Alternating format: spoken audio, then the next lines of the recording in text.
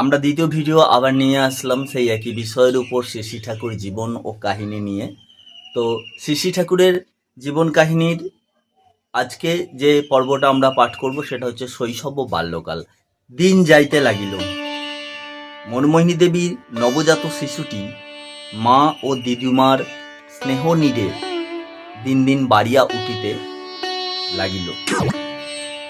কৃষ্ণ সুন্দরী দেবী শাস্ত্রবিধি অনুসারে নবম মাসে মহা ধুমধামের সহিত দৌহিত্রের শুভ অন্নপ্রাশন উৎসব সম্পন্ন করিলেন। এই অনুষ্ঠানে প্রচলিত প্রথা মতো শিশুর সম্মুখে ধান্য, মৃত্তিকা, অর্থ, পুস্তকাদি রাখা হইলে শিশু অন্য কিছু স্পর্শ না করিয়া পরম আগ্রহে মৃত্তিকা ও পুস্তক হাতে লইয়াছিলেন। এটা একটা কিন্তু নোটের পয়েন্ট।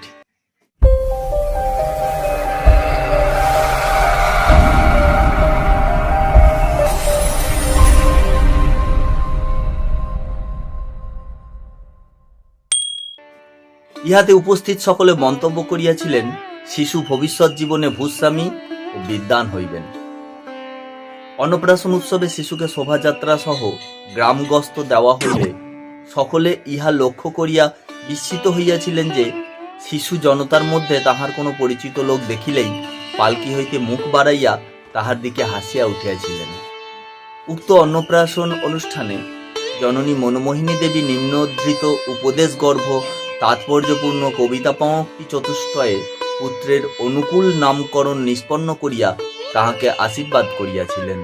অকুলে পড়িলে ইন জনে নুয়াইও শীত কহিও কথা, কুল দিতে দ্বারে সেধ প্রাণপণে, লক্ষ্য করি তার নাসিও ব্যথা। এই হচ্ছে অনুকূল নামের মূল তাৎপর্য। এবং এই বাক্য তিনি যে সারা জীবনে পরমপিতা দেখিয়ে দিয়ে গেছেন নিজের চরিত্রের মধ্য দিয়ে, তার প্রমাণ তো আপনারা পরে পরে জানবেন। চলুন এবার পরেরটা পাঠ করি। শৈশবকালে অনুকূল চন্দ্রের চালচলন হাবভাব একটু অদ্ভুত প্রকৃতির ছিল। প্রাণ শক্তির অপূর্ব প্রকাশ তাহার প্রতিকার্যে লক্ষিত হইত। সাধারণ শিশুদের অপেক্ষা বহু কম সময়ে 7-8 মাস বয়সেই তিনি হাঁটিতে ও কথা বলিতে শিখিয়াছিলেন। তাহার শৈশব চাঞ্চল্যের কত না কাহিনী। বহু ঘটনার একটি মাত্র আমরা এখানে উল্লেখ করিব। শিশুর বয়ঃক্রম যখন প্রায় 10 মাস, জননী দেবী তাহাকে লইয়া হরিপুর গ্রামে আত্মীয় উমেশচন্দ্র লাহিড়ী মহাশয়ের বাড়িতে কিছুকাল বাস করিয়াছিলেন। ঘটনাটি তৎকালে সেখানেই ঘটে। উমেশচন্দ্র ছিলেন একজন অতি নিষ্ঠাবান সাত্ত্বিক প্রকৃতির ব্রাহ্মণ। প্রত্যহ প্রাতঃকালে স্নানান্তে তিনি ঠাকুর পূজার জন্য নিজ হস্তে পুষ্পচয়ন করিতেন। নিত্য নিয়মিতভাবে নিষ্ঠার সহিত গৃহদেবতা শ্রী গোপালদেব বিগ্রহের পূজা করিতেন। ঠাকুরের সেবা পূজা ও ভোগরাগাদি সমাপন না করিয়া তিনি কোনোদিন জল গ্রহণ করিতেন না। একদিনের কথা, উমেশচন্দ্র পরম শ্রদ্ধা সহকারে ঠাকুরের পূজাপাঠ সমাপন পূর্বক ভক্তি ভরে ভোগরাগ নিবেদন করিয়া নিমিলিত নেত্রে ঠাকুরের ভোগ গ্রহণের মানস চিন্তায় ধ্যানমগ্ন রহিয়াছেন।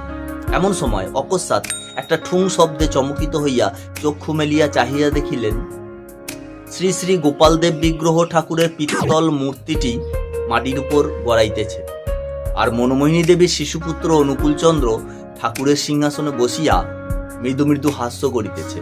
উমেশচন্দ্র তখন মনমোহিনী দেবীকে ডাকিয়া আনিয়া শিশুর ইদৃশ ও অদ্ভুত কাণ্ডের দৃশ্যটি দেখাইলেন। জননী দেবী অপ্রস্তুত হইয়া শিশুকে লইয়া তাড়াতাড়ি অন্তঃপুরে চলিয়া গেলেন। স্পর্শদোষে বিগ্রহ মূর্তি অপবিত্র হইয়াছেন। সুতরাং উমেশচন্দ্র পঞ্চগব্যাদি সংগ্রহ করিয়া যথাবিধি ক্রিয়াচারে তাহার শোধন করিয়া লইয়া পুনরায় পূজায় বসিলেন। পূজা শেষে ভোগরাগ নিবেদন পূর্বক যেমন ধ্যানমগ্ন হইয়াছেন, ঠুং শব্দে সচকিত হইয়া তিনি দেখিতে পাইলেন পূর্ববৎ এবারেও বিগ্রহ মূর্তি ভূমিতে লুণ্ঠিত এবং সহস্রবদন শিশু সিংহাসনে উপবিষ্ট। বেলা অধিক হইয়াছে, আবার কখন ঠাকুরের শোধন করিবেন, কখনই বা তাহার সেবা পূজা ও ভোগরাগ নিবেদন করিবেন, এই চিন্তায় উমেশচন্দ্র অস্থির হইয়া পড়িলেন। অভুক্ত ব্রাহ্মণ এই অবস্থায় একটু কুপিত হইয়াই মনমোহিনী দেবীকে ডাকিয়া শিশুকে কোনো একটি ঘরে শিকলিবদ্ধ করিয়া আটকাইয়া রাখিতে এবং দারোয়ানকেও শিশু যাহাতে ঠাকুর ঘরে প্রবেশ করিতে না পারে সে বিষয়ে সতর্ক দৃষ্টি রাখিতে আদেশ দিলেন। মনমোহিনী দেবী ও দারোয়ান উভয়ই তাহার নির্দেশ মতো যথাযথভাবে স্ব কর্তব্য পালনে সবিশেষ সচেতন রহিলেন। পঞ্চগব্য দ্বারা বিগ্রহ দেবতার শোধন করিয়া লইয়া উমেশচন্দ্র পুনরায় নতুনভাবে পূজাকার্যে রত হইলেন। কিন্তু কি আশ্চর্য, এবারেও পূজান্তে ভোগ নিবেদনকালে সেই ঠুং শব্দে ধ্যানভঙ্গ হওয়ায় পূর্ববারের মতো সেই একই নাট্যের পুনরাভিনয় প্রত্যক্ষ করিয়া তিনি স্তম্ভিত হইলেন। অর্থাৎ এবারেও সিংহাসনে শিশু অনুকূল বসে আছেন আর মৃদু মৃদু হাসছেন। বিগ্রহ মূর্তি ভূতলে পড়িয়া আছে, শিশু অনুকূল চন্দ্র সিংহাসনে বসিয়া হাসিতেছে। না জানি কখন কাহার কোন মুহূর্তে অসতর্কতার সুযোগ লইয়া শিশু এবারেও ছুটিয়া আসিয়াছে। ক্ষোভে দুঃখে উমেশচন্দ্র উচ্চকণ্ঠে বিলাপ করিতে লাগিলেন। বাড়িশুদ্ধ সকলে তখন সেখানে দৌড়িয়া আসিলেন। পুনঃ এইরূপে ঠাকুর পূজায় বিঘ্ন করায় জননী দেবী অত্যন্ত ক্রুদ্ধ হইয়া শিশুকে ধরিয়া আনিলেন এবং তাহার কোমল কপলে সজোরে এক চপেটাঘাত করিয়া বলিলেন, তুই কেন বারবার এসে এভাবে পূজা পণ্ড করিস? শিশু তখন কাঁদিতে কাঁদিতে অস্ফুট কণ্ঠে অর্ধস্ফুট স্বরে বলিলেন, ও আমায় ডাকে কেন? শিশুর মুখে এই কথা কয়টি শুনিবা মাত্র উমেশচন্দ্র ভাবাবেগে আত্মহারা হইয়া মাতৃকোরর হইতে শিশুকে টানিয়া লইয়া আপন বক্ষে চাপিয়া ধরিলেন আর উন্মত্তের মতো কত কি বলিয়া যাইতে লাগিলেন। মনু মনু, খোকা কি বললে? আমায় ডাকে কেন? তুমি আমার ডাক শুনেছ খোকা? শিশুকে কোলে লইয়া উমেশচন্দ্র আনন্দে নৃত্য করিতেছেন। তাহার দুই চক্ষু বাহিয়া অঝরে অশ্রু ঝরিতেছে। নিবেদিত যত কিছু ভোগ নৈবেদ্য তিনি শিশুর কচি মুখে তুলিয়া দিতেছেন আর ভাব বিভোর হইয়া বলিতেছেন, আমার এতদিনের পূজা আরাধনা সার্থক হলো, আমি ধন্য। আয়, তোরা কে কোথায় আছিস? শিগগির আয়, আমার গোপালের প্রসাদ নিয়ে যা। অতঃপর সহজ স্বাভাবিক অবস্থা ফিরিয়া আসিলে উমেশচন্দ্র বলিলেন, মনু, কি আশ্চর্য, এইটুকু ছেলে এত সব কড়া প্রহরা এরিয়ায় এখানে এলোই বা কি করে, আর এমন উঁচু সিংহাসনে উঠলই বা কি করে? অনুকূলচন্দ্র শৈশবকালে সর্বদাই একখানা লাঠি হাতে লইয়া খেলা করিতে বড় ভালোবাসিতেন। লাঠি তাহার এতই প্রিয় ছিল যে কেহ কখনো ক্ষণিকের জন্য উহা তাহার হাতছাড়া করিতে পারিত না। বাড়ির উঠানের প্রান্তে ছিল একটা শিউলি গাছ। শিশু লাঠি হাতে হামাগুড়ি দিয়া সেই গাছটির নিকটে যাইয়া উহা ধরিয়া নিজে নিজেই দাঁড়াইতে চেষ্টা করিতেন। বারংবার বিফল মনোরথ হইলেও চেষ্টা ছাড়িতেন না। শিশুর হাতে সর্বক্ষণই একখানা লাঠি থাকিত বলিয়া পাড়া প্রতিবেশী সকলে তাহাকে আদর করিয়া গারোয়ান গারোয়ান বলিয়া ডাকিতেন। শিশুর বয়ক্রম ক্রমশ বাড়িয়া চলিল। তাহার চঞ্চলতা ও দুরন্তপনায় আর এখনো অবধি নাই। সারা দিন তিনি ছুটাছুটি করিয়া সকলকে অস্থির করিয়া তুলিতেন। এই মুহূর্তে মায়ের কাছে বসিয়া আছেন, পরক্ষণই আর সেখানে নাই। দেখা গেল নিমেষের মধ্যে পার্শ্ববর্তী বসুদের বাগানে ঢুকিয়া গাছপালা সব তছনছ করিয়া আসিয়াছেন।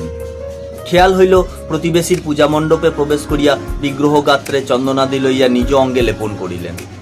কখনো কাহারও নারায়ণ শিলা লইয়া গিয়া মাছ ঝাড়ের নিচে পত্রার ছাদনে বা পুকুরে কাদার মধ্যে লুকাইয়া রাখিলেন। পাড়ার কবিরাজ মহাশয় বীজ বটিকা রৌদ্রে শুকাইতে দিয়া স্বয়ং প্রহরা দিতেছেন।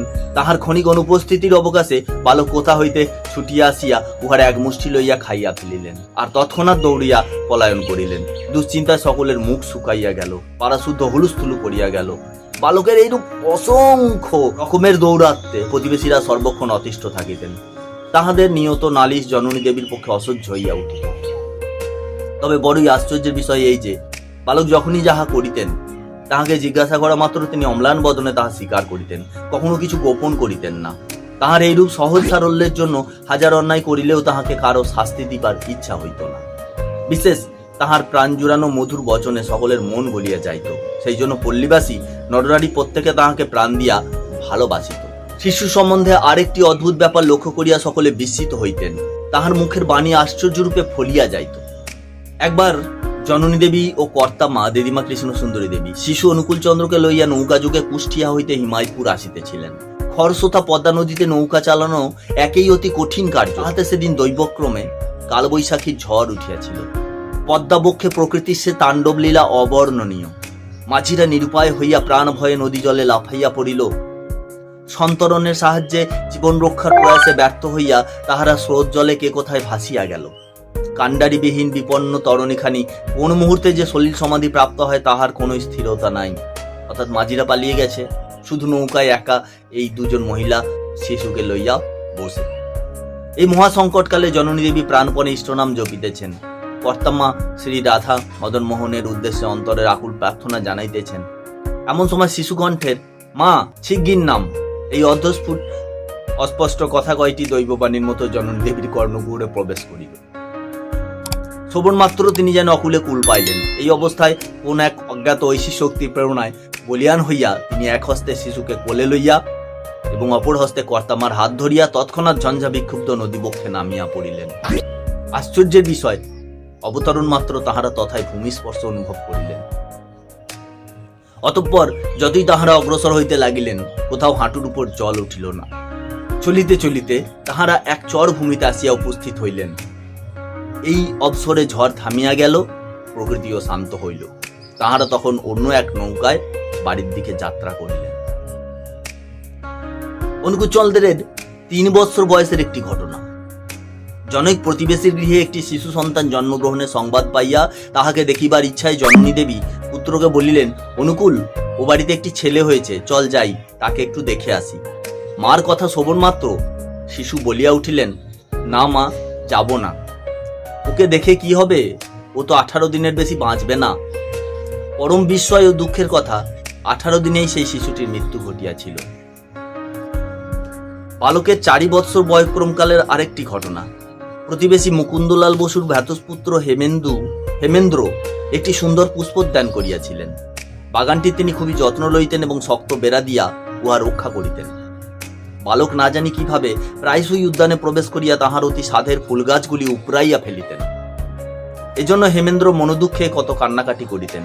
বালক একদিন হেমেন্দ্রকে বলিলেন, দেখো, তোমার বাগানের গাছগুলি আমিই নষ্ট করি, জেনো, যতবারই তুমি বাগান করবে আমি তা তছনছ না করে ছাড়ব না।